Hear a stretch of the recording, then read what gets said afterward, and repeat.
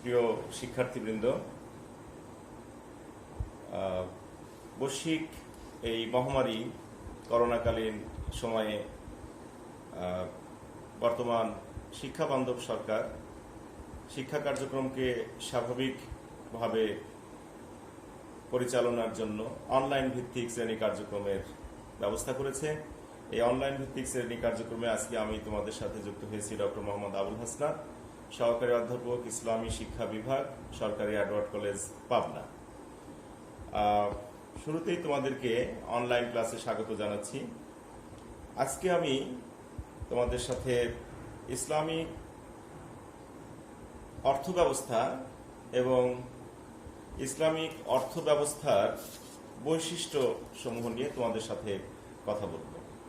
তোমরা জানো যে ইসলামকে আমরা বলছি Islam is a complete code of life, অর্থাৎ মানব জীবনের এমন কোনো বিষয় নেই যে বিষয়ে ইসলাম ধারণা দেয়নি। ইসলামী শরীয়ত তথা কোরআন এবং হাদিস নির্ভর অর্থনৈতিক ব্যবস্থাকেই আমরা ইসলামিক অর্থনৈতিক ব্যবস্থা বলছি।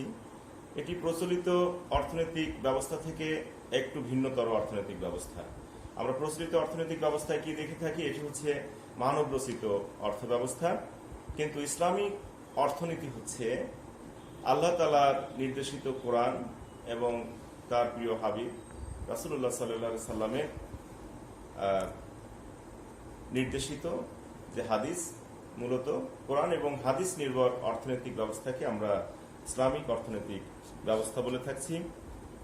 আর এটিকে আমরা কল্যাণধর্মী অর্থ ব্যবস্থাও বলে থাকি।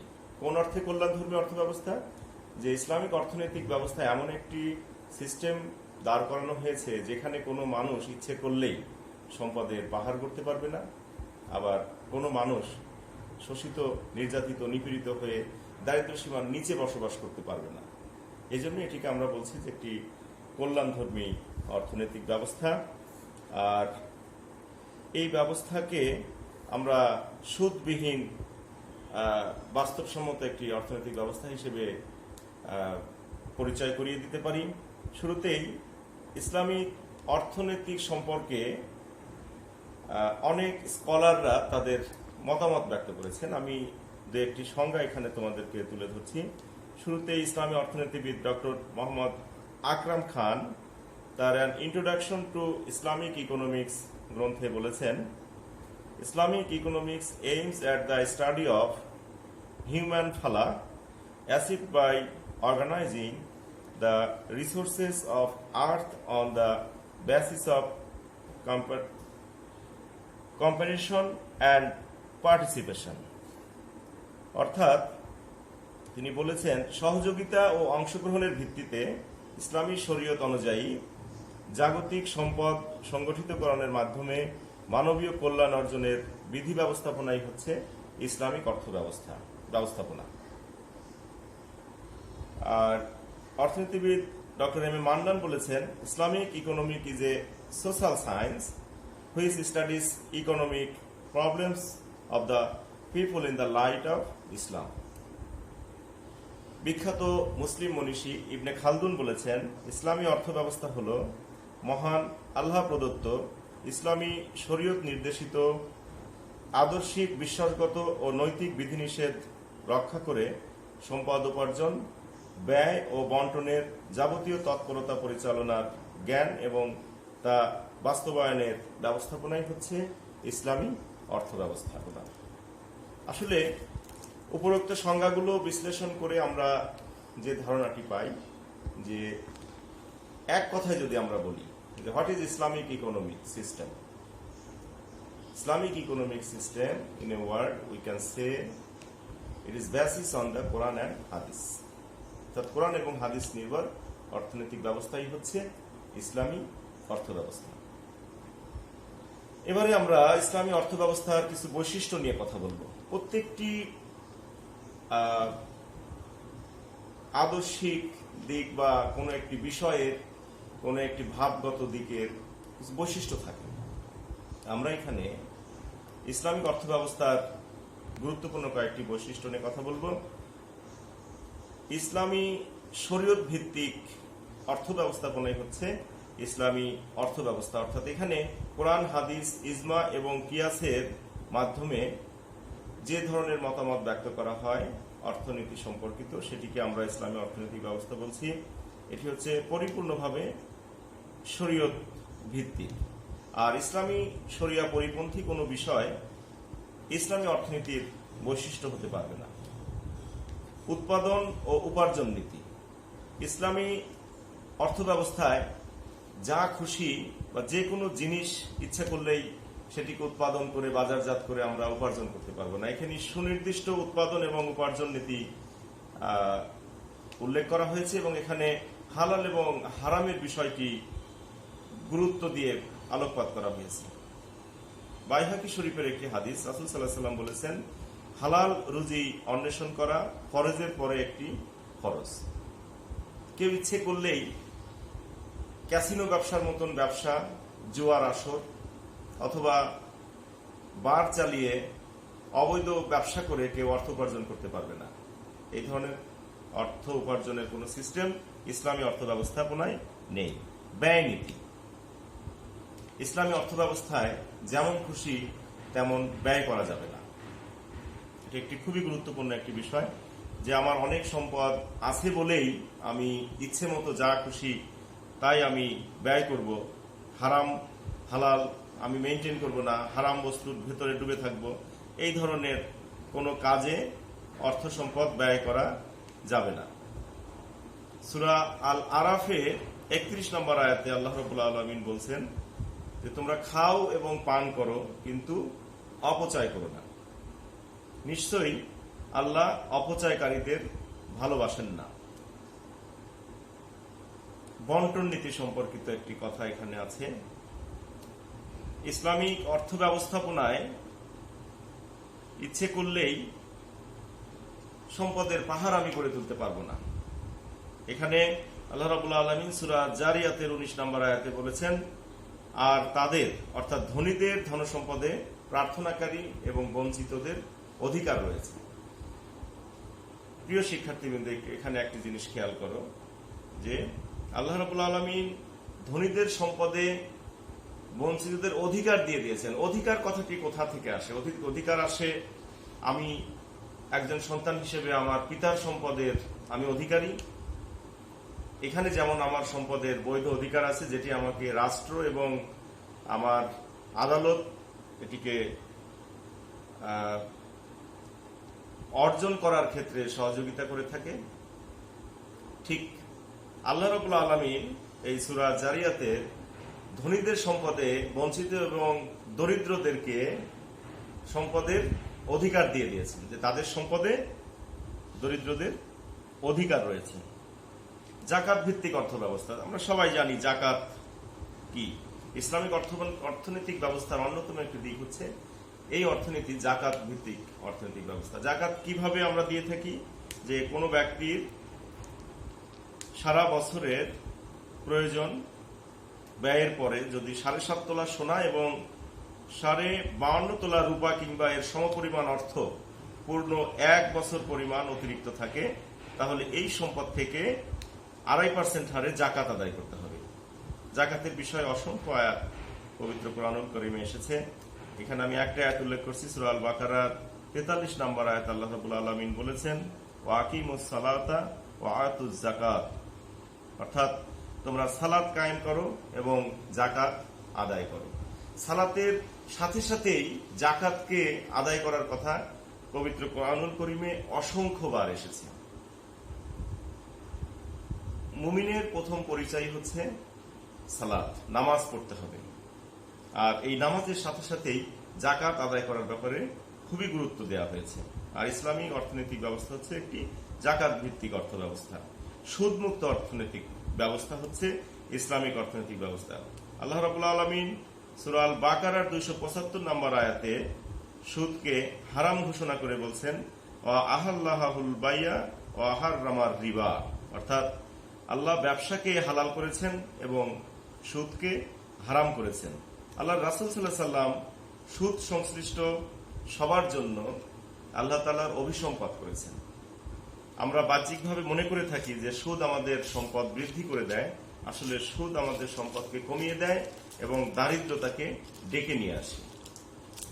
সঞ্চয় নীতি, প্রয়োজনীয় অর্থ সঞ্চয় করা ইসলামে কোনো নিষেধ নেই, বাধা নিষেধ নেই, কিন্তু বিত্ত বৈভব এবং ঐশ্বর্যের মালিক হয়ে আমার যে সামাজিক দায়িত্ব, আমার প্রতিবেশী, আত্মীয় স্বজন বা নিকটস্থ লোকজন যারা অভাব অনটনে থাকবে তাদের আমি কোনো খোঁজ খবর নিব না, এই ধরনের ব্যবস্থা ইসলামে রাখা হয়নি। আল্লাহ রাব্বুল আলামিন সূরা তাওবার 34 নম্বর আয়াতে বলছেন, যারা সোনা ও রূপা জমা করে কিন্তু তা থেকে আল্লাহর পথে ব্যয় করে না, তাদেরকে যন্ত্রণাদায়ক শাস্তির সুসংবাদ দিন। এখানে যন্ত্রণাদায়ক শাস্তির সুসংবাদ দেওয়ার কথা বলা হচ্ছে। সম্পদের মোহ আসলে এত বেশি মানুষের যে আমরা সবাই আমাদের সম্পদকে শুধু আমার আমার করছি, যে সব কিছু আমার নিজের কবজায় রাখতে খুবই পছন্দ করি, খুবই ভালো লাগে, কিন্তু অন্যকে আমরা সম্পদ দিতে চাই না। এই জন্য এখানে শাস্তি সংক্রান্ত সুসংবাদ দেওয়ার কথা আল্লাহ রাব্বুল আলামিন বলছেন। চমৎকার একটি কথা এখানে আছে যে ইসলামী একমাত্র ধর্ম ব্যবস্থা কোনা যেখানে সম্পদের মালিকানা মানুষের জন্য রাখা হয়নি। পৃথিবীতে যত সম্পদ আছে সমস্ত সম্পদের মালিক হচ্ছেন আল্লাহ রাব্বুল আলামিন নিজে। আর মানুষ কি এখানে? মানুষ হচ্ছে এই সম্পদের সংরক্ষক বলতে পারি, অথবা তত্ত্বাবধায়ক বলতে পারি, লাইক কেয়ারটেকার। একজন বাড়ির কেয়ারটেকার কি বাড়ির মালিক হিসেবে কখনো দাবি করতে পারে? কখনোই পারে না। আসলে আমরা যে সম্পদের মালিকানা বলে দাবি করছি যে আমার সম্পদ, আমার সম্পদ, আমার এত টাকা, আমার এত বাড়ি, আমার এত ব্যাংক ব্যালেন্স, এত কিছু, আসলে ইসলামিক শরীয়তের দৃষ্টিভঙ্গিতে সম্পদের মালিক কোনো ব্যক্তি নন। সম্পদের মালিক হচ্ছে আল্লাহ রাব্বুল আলামিন নিজে। বায়তুল মাল ভিত্তিক অর্থ ব্যবস্থা, আমরা এটি জানি, বায়তুল অর্থ ঘর আর মাল হচ্ছে সম্পদ। সম্পদ রাখার ঘরকে আমরা বায়তুল মাল বলছি। ইসলামিক অর্থনৈতিক ব্যবস্থায় বায়তুল মালের কথা বলা হয়েছে, এটিকে লাইক আমাদের কেন্দ্রীয় ব্যাংকের সঙ্গে তুলনা করতে পারি। রাষ্ট্রের সমস্ত সম্পদ বায়তুল মালে জমা হবে এবং সেখান থেকে সম্পদ ব্যয় হবে জনগণের কল্যাণে। এবং এই সিস্টেমের মধ্যে দিয়ে একটি চমৎকার অর্থনৈতিক কাঠামো দাঁড় করানো হয়েছে যে রাষ্ট্রের প্রয়োজনে এখান থেকে বায়তুল মাল থেকে প্রয়োজনীয় সম্পদ ব্যয় করা যাবে। হালাল হারাম নির্ধারণ, ইসলামিক অর্থনৈতিক ব্যবস্থায় সুনির্দিষ্টভাবে হালালকে বৈধতা দেওয়া হয়েছে, হারামকে অবৈধ ঘোষণা করা হয়েছে। কোনো বস্তু হালাল না হলে সেটি যত প্রয়োজনীয় হোক না কেন, তার ব্যবসা বাণিজ্য এই ধরনের কোনো ট্রানজেকশন ইসলামী শরীয়তের দৃষ্টিভঙ্গিতে জায়েজ না এবং সেটি করা যাবে না। আর হারাম বস্তু কখনোই এটিকে আমরা অর্থ উপার্জনের মাধ্যম হিসেবে গ্রহণ করতে আমরা পারবো না। কোরআন করিমে আল্লাহ রাব্বুল আলামিন সূরা আল আরাফের 157 নম্বর আয়াতে বলেছেন, আল্লাহ তাদের জন্য পবিত্র বিষয়সমূহ হালাল এবং অপবিত্র বস্তুসমূহ ব্যবহার হারাম করেছেন। ইসলামিক অর্থনৈতিক ব্যবস্থার আরেকটি গুরুত্বপূর্ণ বৈশিষ্ট্য হল মৌলিক অধিকারের নিশ্চয়তা প্রদান। খুবই গুরুত্বপূর্ণ একটি বিষয়। আমরা জীবনের যে জিনিসটি নিয়ে সবচেয়ে বেশি পেরেশান থাকি, যে কোনো আয়দার ইসলামিক ইকোনমিক সিস্টেম, সকল অর্থনৈতিক ব্যবস্থাপনায় আমরা আমাদের মৌলিক অধিকার নিয়ে সবচাইতে আমরা শঙ্কিত থাকি। আমার চাকরি হবে কিনা, আমার সংসার চলবে কিনা, আমি আমার সন্তানদেরকে ঠিকভাবে পরিপালন করতে পারবো কিনা, রাষ্ট্র আমার দায় দায়িত্ব নেবে কিনা, এই সমস্ত বিষয় নিয়েই সারা পৃথিবীতে অস্থিরতা। কিন্তু ইসলামিক অর্থনৈতিক ব্যবস্থায় মৌলিক অধিকারের শিক্ষা, স্বাস্থ্য, মানুষের সব ধরনের মৌলিক অধিকারের নিশ্চয়তা, পূর্ণাঙ্গ নিশ্চয়তা বিধান করা হয়েছে। স্বার্থ সংরক্ষণ, ধনী গরিব, নির্যাতিত, বঞ্চিত এবং শোষিতদের স্বার্থ রক্ষায় এই অর্থ ব্যবস্থা বিশেষভাবে ভূমিকা পালন করে থাকে। আল্লাহ রাব্বুল আলামিন সূরা নিসায় বলছেন, আর তোমরা এতিমদেরকে তাদের ধনসম্পদ সমর্পণ করবে এবং পবিত্র সম্পদের সাথে অপবিত্র সম্পদ মিশ্রিত করো না, তোমাদের সম্পদের সাথে মিলিয়ে তাদের সম্পদ আত্মসাৎ করবে না, এটা মহা পাপ। এতিমদের অধিকার এখানে বিশেষভাবে আল্লাহ রাব্বুল আলামিন বলছেন যে এতিমদের সম্পদ হরণ করা একটি রেওয়াজে পরিণত হয়ে গেছে। এই জন্য তাদের সম্পদ তাদেরকে সঠিকভাবে বুঝিয়ে দিতে হবে। আর এই এতিমদের স্বার্থ সংরক্ষণের বিষয়টি ইসলামিক অর্থনৈতিক ব্যবস্থায় বিশেষভাবে গুরুত্ব দিয়ে বলা হয়েছে। অর্থনৈতিক সদাচার ও সুবিচার প্রতিষ্ঠা। ইসলামিক অর্থ ব্যবস্থায় অর্থ সম্পর্কিত কার্যক্রমের সাথে ন্যায়নিষ্ঠা এবং সুবিচার সুপ্রতিষ্ঠিত করা হয়েছে। এখানে রাসূল সাল্লাল্লাহু আলাইহি ওয়াসাল্লাম বলেছেন যে ঘাম শুকানোর আগেই শ্রমিকের পাওনা মিটিয়ে দাও। কত চমৎকার একটি কথা। অনেক শ্রমিককে আমরা দেখি যে তারা তাদের ন্যায্য পারিশ্রমিক পায় না। এই তো কিছুদিন আগেও আমাদের দেশে করোনাকালীন সময় একটি বড় সংকট আমরা দেখেছি যে অনেক গার্মেন্টস কর্মী তারা তাদের পাওনা বেতনের জন্য রাস্তায় এসে দাঁড়িয়েছে। কত প্যাথেটিক যে তাদের উপার্জিত মাল বিক্রি করে এই গার্মেন্টস মালিকরা কোটি কোটি টাকার মালিক হয়েছেন, অথচ তাদের মজুরিটি দেয়া হয় নাই। এই যে শোষণ বঞ্চনার যে উদাহরণ, এইগুলো ইসলামিক অর্থনৈতিক ব্যবস্থাপনায় থাকবে না। আখিরাত ভিত্তিক অর্থনৈতিক ব্যবস্থা, সর্বশেষ বৈশিষ্ট্য ইসলামিক অর্থনৈতিক ব্যবস্থাকে আমরা বলছি যে আখিরাত ভিত্তিক অর্থ ব্যবস্থা। অর্থাৎ এই অর্থ ব্যবস্থায় মানুষ পৃথিবীর সুখ সমৃদ্ধ এগুলোকে খুব বেশি গুরুত্ব না দিয়ে আল্লাহ রাব্বুল আলামিনের সন্তুষ্টি অর্জনের জন্যই তারা বেশি ব্যস্ত থাকবে। আর সম্পদের মালিক বলেই আমি শুধুমাত্র এই সম্পদকে আমার নিজের কাজেই ব্যবহার করব, নিজের ভোগ বিলাসের জন্যই ব্যবহার করব, এটি নয়। সম্পদ যদি আমরা এই সেন্সে মনে করে থাকি যে আল্লাহ রাব্বুল আলামিন আমাকে সম্পদ দিয়েছেন, এই সম্পদে গরিব দুঃখী অধিকার বঞ্চিত মানুষের অধিকার রয়েছে, এই সম্পদে এতিমদের অধিকার রয়েছে, এতিমদের যথাযথ প্রাপ্য সঠিকভাবে তাদেরকে দিয়ে দিতে হবে। আমি ইচ্ছে মতন সম্পদ সঞ্চয় করে রাখতে পারবো না, আর আমার দ্বারা হারাম বস্তু থেকে উপার্জিত অর্থ কখনো আমি আমার নিজের কাজে ব্যবহার করব না। যদি এই ধরনের একটি সুন্দর অর্থনৈতিক ব্যবস্থা আমাদের যদি প্রতিষ্ঠিত হয় সমাজে, তাহলে সত্যি এই সমাজটি অত্যন্ত সুন্দর এবং আলোকিত সমাজ হিসেবে প্রতিষ্ঠিত হবে। আল্লাহ রাব্বুল আলামিন আমাদেরকে আজকের এই পাঠ থেকে ইসলামিক অর্থ ব্যবস্থা এবং ইসলামিক অর্থ ব্যবস্থার বৈশিষ্ট্য সমূহ আলোচনার মধ্য দিয়ে আমরা আশা করি যে আমাদের দৃষ্টিভঙ্গিগত অর্থনৈতিক দৃষ্টিভঙ্গি আমরা আমাদের জীবনের ক্ষেত্রে পরিবর্তন করে নিতে পারবো। আল্লাহ রাব্বুল আলামিন আমাদের সবাইকে এই তৌফিক দান করুন। আর এই যে শিক্ষা, ইসলামী শিক্ষা, ইসলামের এই বেসিক শিক্ষা, এই পাঠ থেকে এই শিক্ষা আমাদের মুসলমান হিসেবে আমাদের জীবনে বাস্তবিক অর্থে আমরা প্রয়োগ করার চেষ্টা করব। তোমাদের সবাইকে আজকে ধন্যবাদ জানিয়ে আমি এই ক্লাসটি এখানে শেষ করছি।